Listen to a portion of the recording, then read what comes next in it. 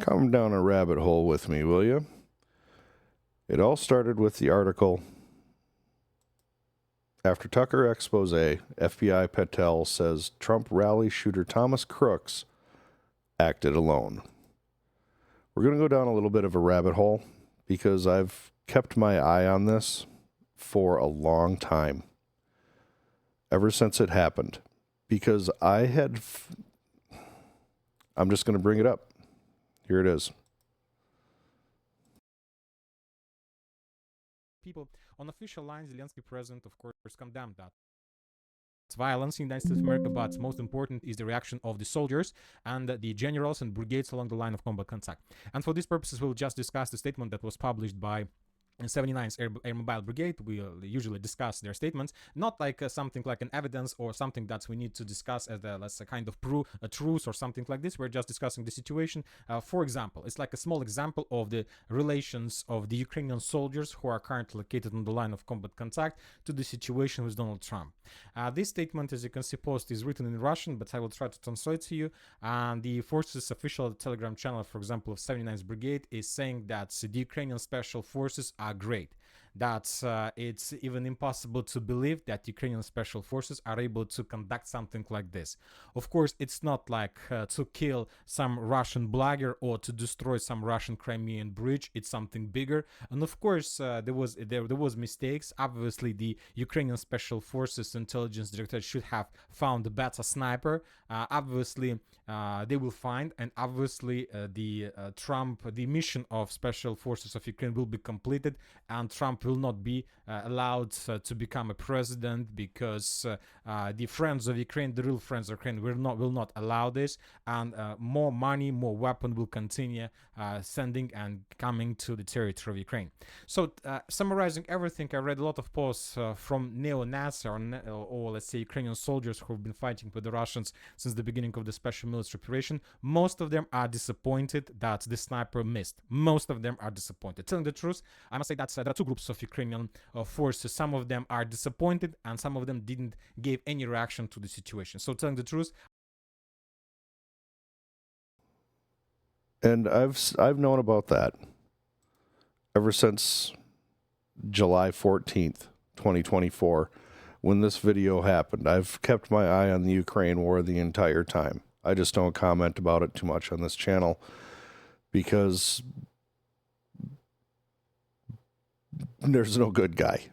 But that led me to this article led me specifically to the Tucker Carlson expose, who is Thomas Crooks.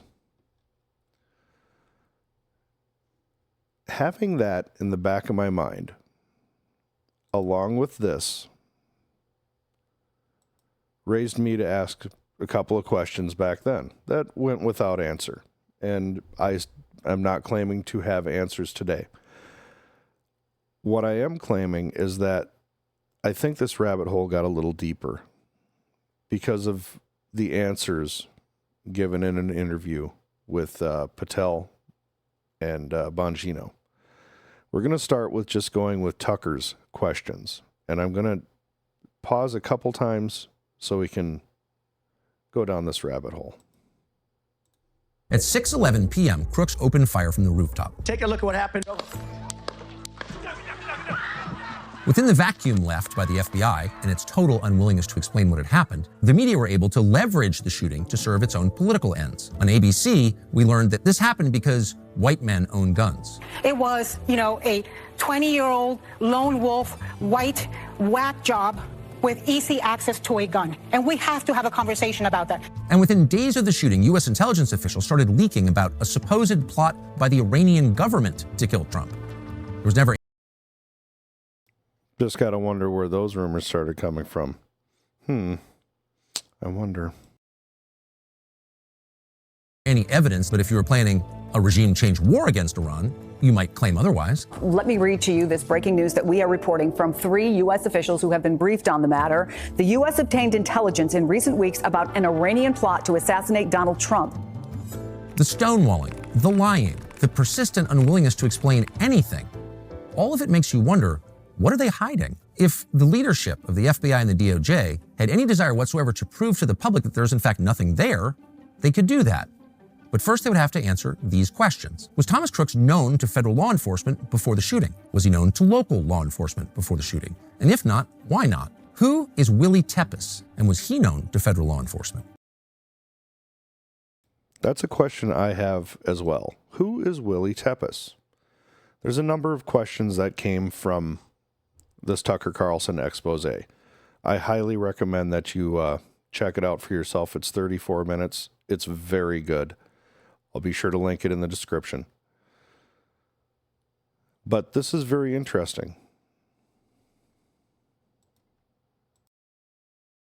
Is Willie Tepes linked to any violent organizations? Is he linked to any governments? And if so, then around the time of the shooting, did the FBI have assets inside those organizations? Previously in the expose, Tucker does point out that there is a Willie Tepes associated with the Nordic resistance movement, a specifically designated global T organization. So you can see it right here on the screen. They do go a little bit more into that in the body of the expose. Again, I recommend that you watch it. And Willie Tepes, very curious. If Crooks wasn't known to anyone in authority before the shooting, how was he able to post hundreds of violent extremist comments under his real name between 2019 and 2020 without being detected by law enforcement or intel agencies at a time we know they were monitoring social media? Were those comments, including specific assassination threats against specific public officials, ever reported to YouTube? Other users complained about them. Did YouTube know? Why is the FBI telling us that they'll release this information, quote, after the trial, when there is no trial? But is there a trial? See, this is the big question that I got right off the bat. Is there a trial? In this interview, and he cites this interview in the body of the expose, Wave of Transition, FBI Director hints at agency's move to rebuild America's trust, premiered May 18th, 2025. The reason that's relevant is because May 18th, 2025, there was a trial happening. Ryan Routh, who was just recently found guilty in a Florida federal court in September of 2025 of attempting to assassinate a major presidential candidate, Donald Trump. Routh represented himself in the trial. Doesn't that just sound peachy? Now, I'm going to go through just a little bit of this here. This is from NPR, so we already know the leaning of NPR. But it talks about his conviction, and it talks about some of the evidence that was found. Some of the evidence that was found includes multiple burner phones. Multiple burner phones. Now, the body of this article is essentially getting into the physical assassination attempt itself, the ranges, the rifle, things like that. At the very bottom, in the final paragraph, in the second to final paragraph, forgive me, he was a strong supporter of Ukraine following the invasion by Russian troops. Now, I'm going to, everything I'm using, I'm going to link in here so everyone can look at it. And it does mention the attempt was the second of the year following the shooting in Butler. Now, I have no links between these two. I really do not. I am merely finding untied threads and asking questions about them, such as Ruth seems like a lone nut job, a cutout, if you will. And they say in that one sentence at the bottom of the article that he was a strong supporter of Ukraine. He was an incredibly strong supporter of Ukraine. He was the recruiter guy with American flag around his neck. This article talks about him in depth and his activities in Ukraine. This article came out September 16th, 2024. And again, I'm going to link everything. But worth noting, Routh appeared at a rally in Kyiv in support of the Azov Battalion, a controversial military unit revered by many in Ukraine for its fighting prowess. And they are very much Yahtzees. Look at their history. But this article goes through his time in Kyiv. It also goes through his time in Hawaii, his front companies, his posts on X. In a series of posts in 2023, Routh claimed to be recruiting Afghan soldiers who were willing to serve in Taiwan and Haiti. He also claimed to be recruiting soldiers for Ukraine. And whether he was successful or not is very much up for debate. I did a video, one of my very first videos, about how I felt Trump was in danger from Ukraine. That's the title of it. I'll make sure it's posted up here. But I'm not sure that that's the case. There may be other more international handlers. But it raises a lot of questions to me. It raises a lot of questions. And going back to the Tucker Carlson thing, we're going to finish off his questions portion because there's a couple more things that just, they raise eyebrows. So was there a trial? What was Dan Bongino and Kash Patel referring to? Is it possible that in this May 18th interview, when they refused to answer anything really about Crooks, the trial they were referring to was this one? So if that's the case, how would that trial, if it's completely unrelated to Thomas Crooks, prevent you from talking? One of the things found on Thomas Crooks was a burner phone. And Tucker's going to go through. He was no social media ghost. He had multiple social media accounts, international social media accounts. His burner phone, Routh, had multiple international social media accounts, multiple burner phones. He was actually found with 6 burner phones. 6. It's incredible. Now I want to go back to Tucker and let him finish asking some of these questions. Why did an FBI agent from the Technical Hazards Response Unit hose down the crime scene the day after the attack? That seems very strange. What happened on the roof of the American Glass Research Building for the 10 seconds after Crooks' last shot until he was killed by the Secret Service? Does the FBI have surveillance footage of Thomas Crooks' shooting that day? Was the FBI present at the medical examiner's autopsy? Are there still blood samples? Can they be examined by outside authorities? When Congress demanded the autopsy, did the FBI restrict what the examiner could tell the Congress? When the FBI cleared the coroner to release Crooks' body for cremation, did they keep tissue samples, brain tissue samples, spinal cord samples, or spinal fluid samples? Law enforcement sources told us that in a typical investigation in a crime of this nature, it would be normal to preserve all of that, those samples. If the FBI didn't, why not? And who made that decision to destroy what could be critical evidence in an attempted murder case? This doesn't go without precedent. Remember, JFK, his brain, the FBI, it just disappeared. It just disappeared. So this isn't without precedent if that were to be the case. We don't know that because at the time there was a trial.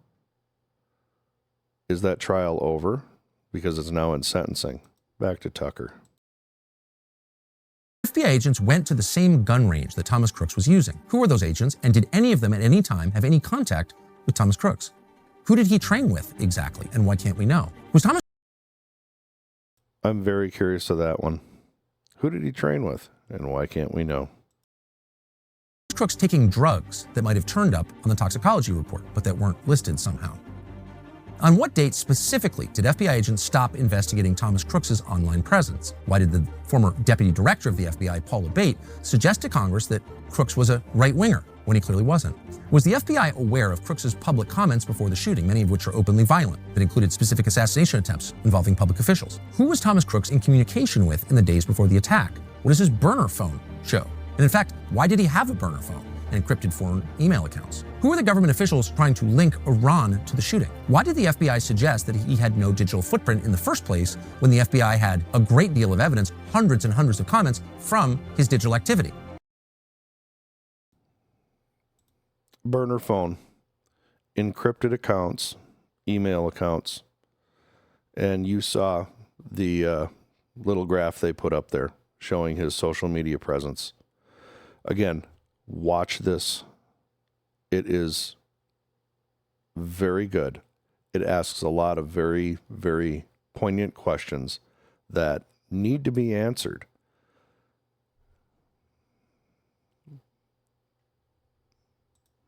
And what's on the other dozen accounts that the FBI clearly had access to? How long had Thomas Crooks been planning to commit an assassination? If there's nothing there, if they tell you this is just a lone nut who gave no indication he might do this, then what is stopping the FBI from at least giving the facts to Congress? Because if there's nothing there, these should be very easy questions to answer.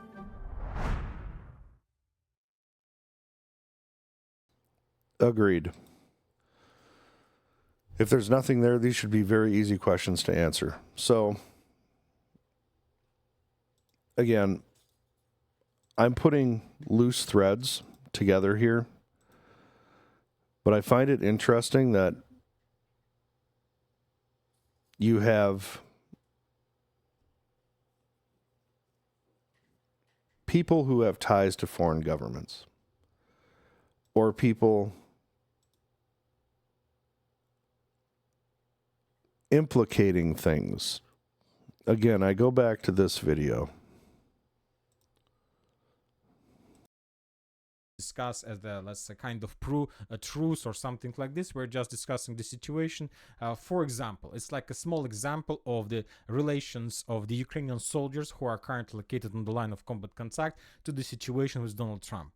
This statement, as you can see, post is written in Russian, but I will try to translate to you. And the forces official Telegram channel, for example, of 79th Brigade is saying that the Ukrainian special forces are great. That it's even impossible to believe that Ukrainian special forces are able to conduct something like this. Of course, it's not like to kill some Russian blogger or to destroy some Russian Crimean bridge. It's something bigger. And of course, there was mistakes. Obviously, the Ukrainian special forces intelligence director should have found a better sniper. Obviously, they will find, and obviously, the mission of special forces of Ukraine will be completed, and Trump will not be allowed to become a president, because the friends of Ukraine, the real friends of Ukraine, will not allow this, and more money, more weapon will continue sending and coming to the territory of Ukraine. I just can't forget that. And now I understand people bullshit all the time. That's just how people are. But I also can't forget this. And I've seen other things, including an interview with this man. And the words friends of does come into it. Again, I'm just putting pieces together that probably don't have any link, but they're loose threads.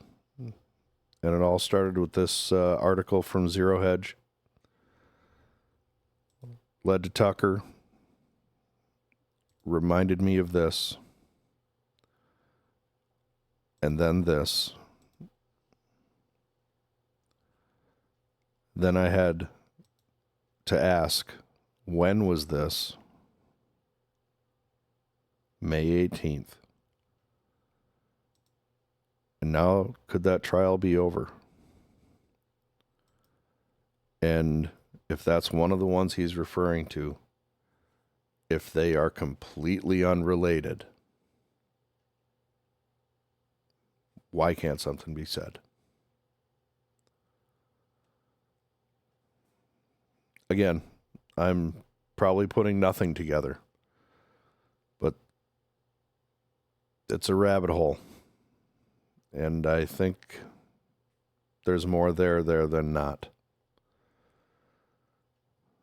If you're still here, I appreciate it. I really do. As you can see, I got the Christmas stuff up. Did that just the other day. Got all the Mickeys and everything over there ready to go by the fireplace, but I'm not sure where I really want to put them. So, but I wanted to put this out there. I really did. Because this is how my brain works. I don't forget these types of things. And too many pieces unresolved. And some of those pieces that are unresolved, the direction they go